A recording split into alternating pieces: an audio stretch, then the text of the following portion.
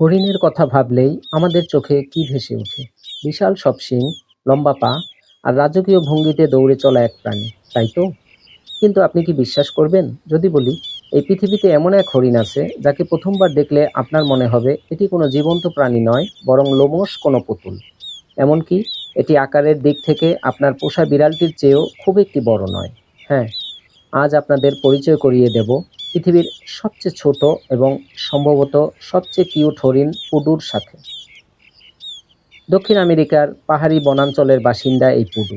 উচ্চতায় এরা মাত্র 12 থেকে 17 ইঞ্চি, ভাবা যায়?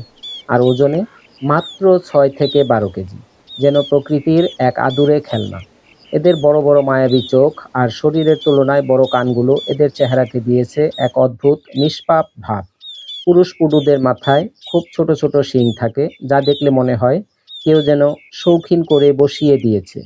এদের গায়ের গাঢ় বাদামি বা লালচে লোম বনের ঝোপঝাড়ের সাথে মিশে থাকতে সাহায্য করে। পুডু মূলত দুই ধরনের হয়: নর্দার্ন পুডু, যারা থাকে কলম্বিয়া বা ইকুয়েডরের উঁচু পাহাড়ে, আর সাউদার্ন পুডু, যাদের দেখা মেলে চিলি এবং আর্জেন্টিনার ঘন বাঁশবনে। তবে এদের দেখা পাওয়া কিন্তু মোটেও সহজ নয়।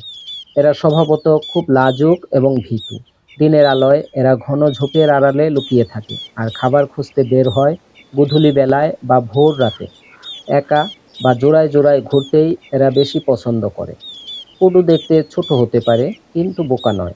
জঙ্গলে বিপদ দেখলে বা কোনো শিকারী প্রাণী তাড়া করলে এরা সোজা পথে দৌড়ায় না। এরা দৌড়ায় জিগজ্যাগ বা আঁকাবাঁকা পথে। এতে শিকারী বিভ্রান্ত হয়ে যায়। শুধু তাই নয়, বাঁচার প্রয়োজনে এরা দারুণ সাঁতারও কাটতে পারে। খাওয়া দাওয়ার ব্যাপারে এরা পুরোপুরি নিরামিষভোজী। কচি পাতা, বাঁশ পাতা, পাকা ফল এসব এদের প্রিয় খাদ্য। এমনকি অনেক সময় পানি না খেয়েও এরা দীর্ঘ সময় পর্যন্ত বেঁচে থাকতে পারে, কারণ খাবারের রসালো অংশ থেকেই এরা পানির চাহিদা মিটিয়ে নেয়।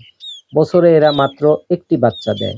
ছোটবেলায় বাচ্চাদের গায়ে সাদা সাদা ফোঁটা থাকে, যা তাদের শুকনো পাতার সাথে মিশিয়ে রাখে। বড় হওয়ার সাথে সাথে এই দাগগুলো মিলিয়ে যায়। কিন্তু দুঃখের বিষয় হলো, প্রকৃতির এই ছোট্ট বিস্ময় আজ বিপন্ন। মানুষের কারণে বন ধ্বংস, অবৈধ শিকার এবং বন্য কুকুরের আক্রমণে এদের সংখ্যা দ্রুত কমে আসছে। পুডু আমাদের শেখায় প্রকৃতিতে বিশালতার মতোই ক্ষুদ্রতারও আলাদা একটি সৌন্দর্য আছে। জীববৈচিত্র্যের এই অনন্য নিদর্শনকে টিকিয়ে রাখা আমাদের দায়িত্ব। দক্ষিণ আমেরিকার এই লাজুক প্রাণীটি যেন শুধু গল্পের বইয়ে হারিয়ে না যায়,